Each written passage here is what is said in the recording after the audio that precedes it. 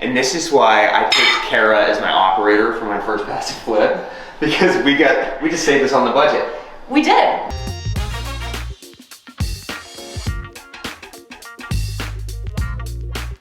One thing that I always like to do whenever I get a new property, I go through my overflow cabinet, and these are all of my extra supplies that have overflowed from my last flip.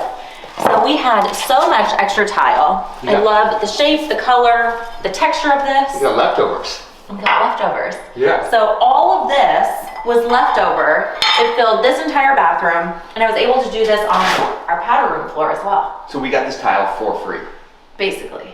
And this is why I picked Kara as my operator for my first passive flip, because we just saved this on the budget. We did. Yeah, those are big numbers, right? With the carpet, that's like 3 to 4 grand worth of carpet savings. This tile's $1,500, so you save $4,500, which is actually 5% of our total budget was saved on the carpet and the tile.